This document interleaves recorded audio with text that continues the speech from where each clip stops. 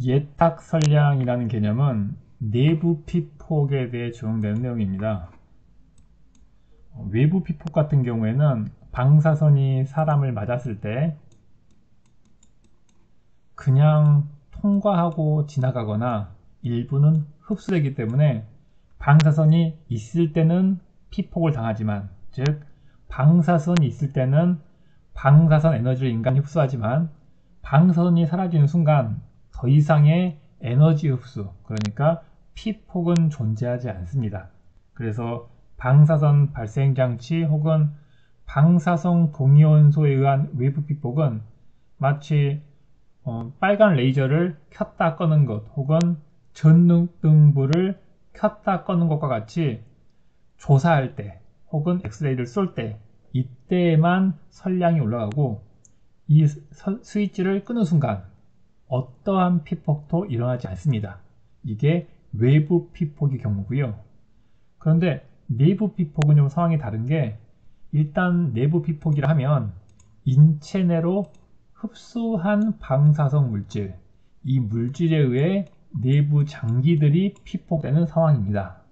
그러다 보니 한번 몸 안에 들어오다 보면 이 방사성 물질은 체외로 배출될 때까지 또는 자체적인 물리적 반감기에 의해서 몸 안에서 완전히 사라질 때까지 계속 피폭을 하게 됩니다. 이렇게 섭취 이후 이게 몸 밖으로 완전히 빠져나갈 때까지 전부 피폭 선량을 합하면 좋겠지만 사실 그건 현실적으로 불가능하고, 알다시피 방사성 동위원소는 반감기에 의해서 절반으로 줄어들지 0으로 되진 않습니다. 그래서 이걸 평가하는 수단으로 예탁 선량이라는 개념을 동원해서, 자, 방사성 물질을 한번 섭취를 했다.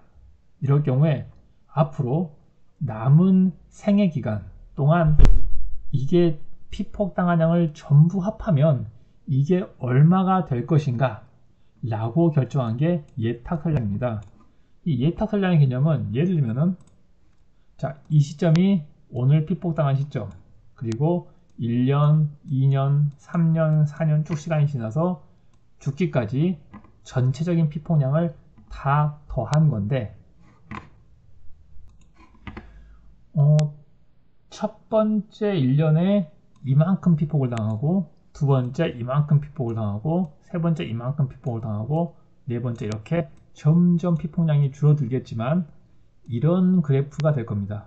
그러면 예탁 선량이라 함은 이 전체 피폭량을 모두 합한 값이기 때문에 이 전체 선량이 되는데, 그러면 이 전체 선량을 매 몇 년마다, 야, 올해는 이만큼 피폭당했고 내년에는 이만큼 피폭당하고, 이렇게 몇 년마다 나눠서 각각 매 1년 1년에 대한 피폭 선량으로 계산하는 것이 뭐 이론적으로 맞겠지만 이건 실제로 관리가 너무 어렵습니다. 그래서 예탁 선량을 어떤 식으로 취급을 하느냐, 자, 처음에 1년 이렇게 피폭을 당했고 내부에 흡수가 됐고 이 전체량을 다 이 1년에 모두 흡수한 걸로 이렇게 취급을 합니다.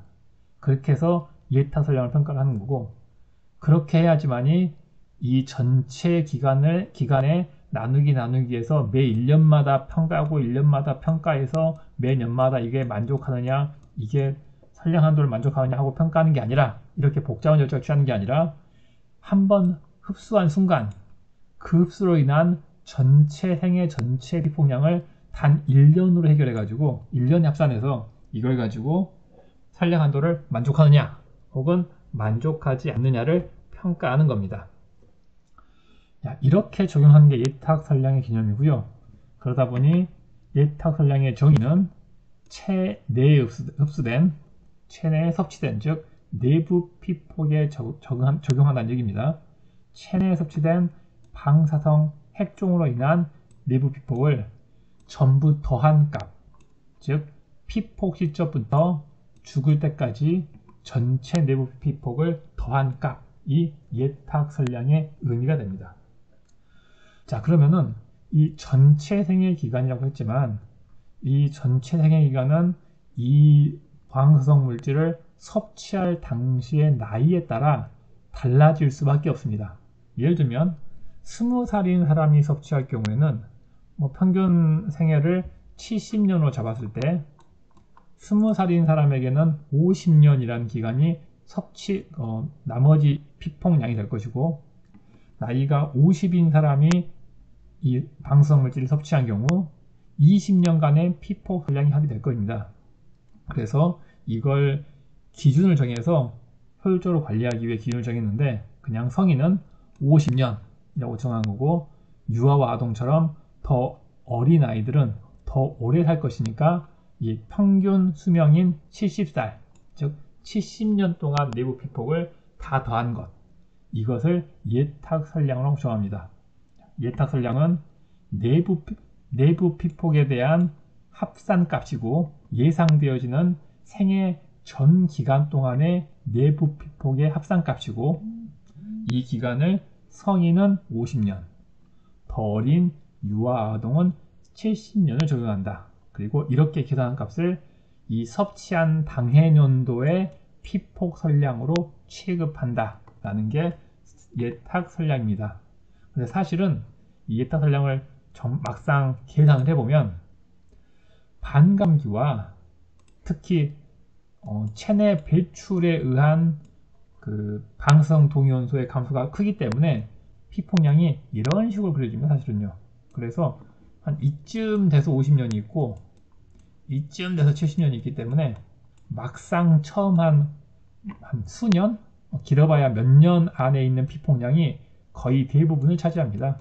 그래서 막상 계산을 해보면은 이 기간이 50인지 70인지에 대해서는 그다지 큰 의미가 없는 경우가 대부분입니다. 물론 이제 50년과 70년까지 영향을 미치려면은 체외 배출이 극도로 잘 안 되는 그런 핵종에 대해 한정돼서는 영향을 미칠 수 있겠지만, 일반적인 동위원소는 이렇게 최초 몇 년 동안 영향을 끼치는 게 거의 대부분을 차지합니다.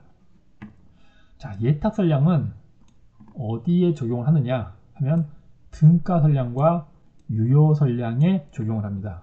자, 등가설량과 유효설량이 무엇이었는지 잠깐 다시 기억을 되새겨 보면, 방사성 물질에서 방사선이 나와서 이걸 공기가 흡수한 에너지로 바꾼 조사설량, 그리고 이 공기 대신 인체가 흡수한 걸로 바꾼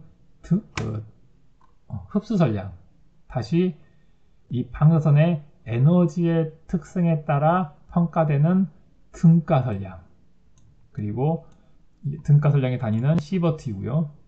그리고 마지막 피폭 부위별로 가중치를 둬서 평가한 유효설량이라는 전체적인 과정에서 예탁설량은 이 시버트로 표시되는 등가설량과 유효설량에만 적용한다 라는 겁니다. 지금까지 설명한 내용을 수식으로 표현한 게 이거입니다. 자, 이게 어떤 의미인지 의미를 보면은, 자, 어떤 사람이 피폭을 당했고 반감기가 지날 때마다 절반씩 이런 식으로 피폭량이 줄어들 겁니다. 자, 이거 어떤 상황이냐면은 이 시점에서 방사성 물질을 섭취해서 이 정도 높이의 내부 피폭을 처음 1년간 당했고, 다시 자체 반감기와 신체 외부 배출에 의해서 1년 후에는 이만큼의 내부 피폭을 또 당하고, 다시 1년 후에는 이 정도 내부 피폭을 당하고, 이렇게 매년마다 피폭을 당할 건데, 이 전체 그래프, 그러니까 그래프로 보면 이 그래프가 의미하는 게, 그때 i는 i0 2에 마이너스 람다 t라고 했던 기억이 있을 겁니다. 여기에서 이 i는 여기 처음 위치, 그러니까 i0부터 시작한 이 시점에서 얼마나 감소했는지, 그리고 이 감소한 상황에서 이 남은 값, 남은 값이 2의 마이너스 람다 t에 해당을 하고, 이 사라진 부위는 1 마이너스 2의 마이너스 람다 t에 해당한다 라는 얘기를 했습니다. 이건 비율입니다. 처음에 i0 정도 양이 있었는데 t 시간이 지나서 남은 양은 2의 마이너스 람다 t로 표현을 하고, 이 사라진 이 부분은 1 마이너스 2의 마이너스 람다 t로 표현을 한다. 그리고 이 처음 시작된 양을 i0로 표현한다 라고 설명한 적이 있습니다. 이걸 고스란히 i 대신 선량이란 의미, 즉 도즈란 의미로 d를 써주고, 이 처음 시작값이라는 의미로 i0 썼던 것처럼 t0을 써주면은 이 똑같은 그래프에 대한 해석이 어떻게 되느냐, 맨 처음에 d0만큼의 선량을 받았는데, 자, 인간 몸 안에 방사성 물질이 들어와서 처음에 피폭량은 d0입니다. 그런데 이게 인간의 몸만 기준으로 섭취했던 방사성 물질이 반감기, 여기서 반감기란 자체 붕괴에 의한 반감기와 외부 배출에 의한 반감기를 함께 적용을 해서 이 반감기가 한번 지날 때마다 절반씩 피폭량이 줄어드니까 이거 역시 일정한 비율로 감소되는 현상이므로 이 공식을 써서 표현할 수 있는 것이고, 즉 선량이 이렇게 일정한 비율로 감소하는 것이고, 그러니 역시 이 높이, 이 어느 정도 시간이 지난 후에 이 피폭량 역시 선량 역시 이 공식으로 계산할 수 있는 것이고, 그러면 이 공식에 이렇게 d0만 넣어주고 2의 마이너스 람다 t를 쓴다면은 이 공식은, 즉 t 시간이 지난 후에 선량은 처음 최초 피폭량을 기준으로 람다를 기준으로 계속 감소한다 라는 의미가 됩니다. 그러면은 정말 내가 궁금한 건 뭐냐, 특정 t 시간, 사실 여기서는 50년 혹은 70년인데 이 특정 t 시간 동안 피폭당한 이 전체량이 얼마인가, 이걸 수식으로 표현하는 게 이 값을, 이 공식을 적분하는 겁니다. 물론 이제 적분을 해야 되니까 실제로는 뭐 d0 2의 마이너스 람다 t를 적분하기 위해서 이런 식으로 쓸 것이고, 0부터 50년까지 적분하기 때문에 숫자 0과 50년을 써주고, 이 t, x축이 t니까 t에 대해 적분했다는 표시하기 위해서 dt를 써주면은 결국 이걸 이 밑에 부분의 면적을 모두 더하는, 즉 시간 0일 때부터 50일 때까지 이 면적을 다 더하는 이 전체 피폭량을 구하는 공식이 이렇게 만들어집니다. 결과적으로는 d0 2의 마이너스 람다 t를 적분해라, 그것도 0에서부터 50까지 적분해라 라는 공식이 만들어지고, 이후는 그냥 이 지수 적분 공식에 따라 풀이 과정을 따르면 됩니다. 이 d0는 단순 상수이기 때문에 적분값에서 빠져나갈 수 있어서 이런 식으로 표현이 된 것이고, 나머지 값은 이 형태 그대로 이렇게 오게 됩니다.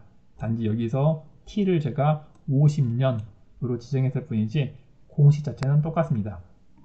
막상 이 공식을 풀게 되면은 이 d0는 계산에서 빠지고 이 부분만 적분 공식에 포함되면은 이렇게 풀게 됩니다. 그러면은 이것이 풀린 이 부분, 그리고 원래 있던 d0를 곱해져서 이런 공식이 만들어지는 겁니다. 사실 이 적분 공식은 이걸 유도하는 것 자체가 의미 있진 않고, 방사선 안전관리 혹은 이런 그 장애 방어를 할 때 유일하게 나오는 지수 계산이 딱 이거 하나이기 때문에 이건 그냥 내가 필요할 때 이 공식을 사용해서 풀면 됩니다.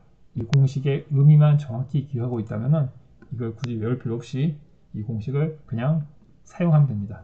자, 이 공식을 다시 한번 정리하면 예탁 선량을 계산하는 공식은, 예탁 선량의 정의는 방사선에 피폭을 당한 다음에 내부 방사물질을 섭취한 다음에 내부 피폭량이 꾸준히 감소하지만 계속 내부 피폭이 일어나는 이런 상황에서 이거 역시 일정한 비율로 감소한 현상이니까 시간이 0일 때부터 지정된 시간, 보통은 50년까지 이 전체의 양을 더하는 게, 이 방법이 바로 이 그래프의 수식을 적분하는 것.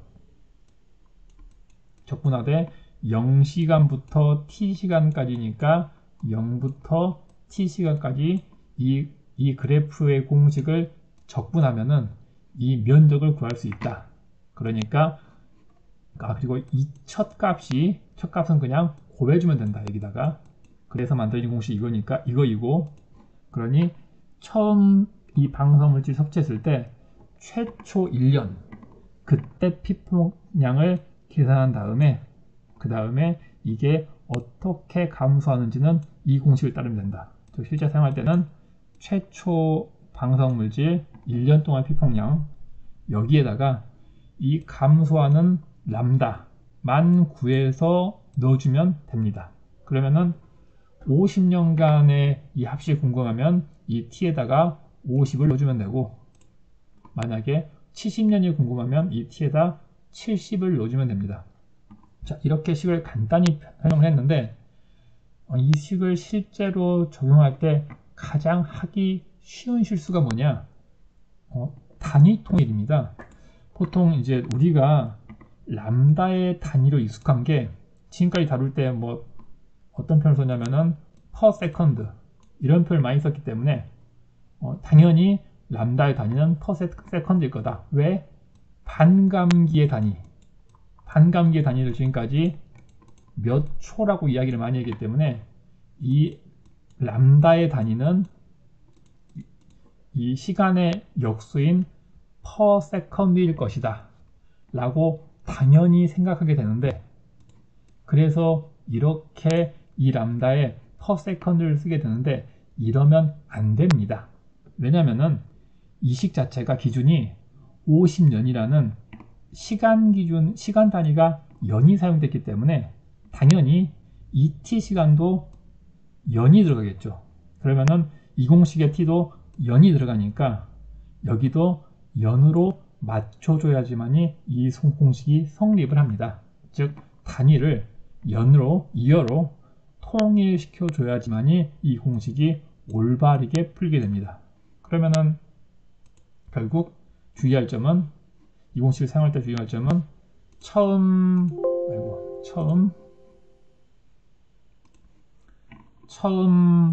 내부 피폭 선량이 1년에 이만큼이다. 그리고 연 기준으로 이 감소하는 반감기를 알거나 혹은 이 반감기를 이용해서 붕괴상수인 람다를 구할 수 있다면 이 람다를 per 이어 단위로, 즉 연 단위로, 왜냐하면 여기서 시간의 단위가 연이었기 때문에 1년이었기 때문에 람다의 단위는 per 연, per year로 표현하는데 per year로 여기에 양쪽에 똑같이 입력을 해줘야지만, 이 람다에 똑같이 per year로 사용해야지만 이 t의 시간 단위 뭐뭐뭐 연으로 입력을 넣으면 올바르게 계산이 된다. 이 부분만 주의하면은 이 식 자체가 사용하기 어렵진 않습니다. 다시 한번 정리하지만 이 중간 과정을 굳이 알고 있으면 좋지만, 이게 어떤 의미를 가지고 있는지 알고 있으면 좋지만, 이걸 만약에 이해하기 어렵다면 예탁 선량은 이 공식을 통해서 구할 수 있다. 이 공식은 섭취한 시점부터 몇 년까지 이 섭취량의 총합이다. 그 계산은 이런 방법으로 한다. 그렇지만 시간 단위는 통일시켜줘야 한다 라는 것입니다.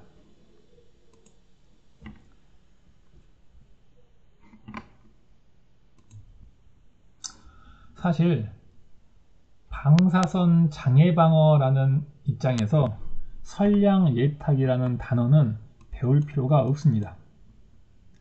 이건 장애방어나 장애방어 시간에 배울 필요 있는 일이 아닌데 굳이 이렇게 항목을 올려놓은 이유는 RI 시험에서 꼭 나오는 게 이 단어 선량예탁이란 단어이기 때문입니다. 왜 이 선량예탁이란 단어가 나오냐면은 RI 시험 자체가 객관식이다 보니 정답이 아닌 것을 보기로 넣어줘야 되는데 가장 혼동시키기 쉬운 단어가 이 선량예탁이기 때문입니다.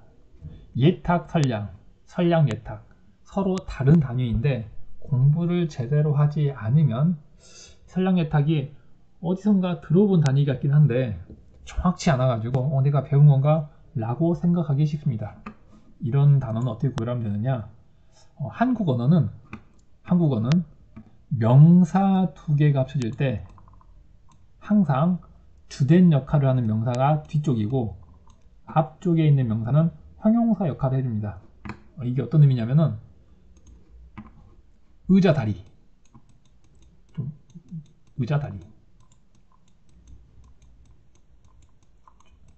의자 다리라는 표현을 보면은 의자라는 명사와 다리라는 명사가 합쳐져서 의자 다리라는 표현이 됐으면은 여기서 중요한 건 다리, 얘가 명사가 되는 거고 의자는 형용사 역할, 사실 이건 의자 다리가 아니라 의자의 다리라는 뜻이 되는 거죠. 즉 이렇게 앞에 붙는 부분은 다리를 꾸며주는 형용사 역할을 하기 때문에 한국어에서 명사 두 개가 붙을 때는 무조건 뒤에 있는 명사가 핵심인 겁니다. 즉 의자 다리는 의자를 뜻하는 게 아니라 다리를 뜻하는 겁니다. 똑같은 원리로 예탁 선량은 예탁을 뜻하는 게 아니라 선량을 뜻합니다. 다시 말하면 선량 예탁은 선량이 중요한 게 아니라 예탁을 의미합니다. 이 관점에서 보면 우리는 조사 선량 혹은 흡수 선량, 등가 선량, 유효 선량, 예탁 선량 등 선량이 중요한 거지 이 예탁의 의미는 아무 관심이 없습니다. 그래서 우리는 선량에 대해서만 관심을 가지면 되고 이건 그냥 한 번쯤 읽어보고 우리가 알아야 될 건 아니다 라는 정도로만 이해하시면 됩니다.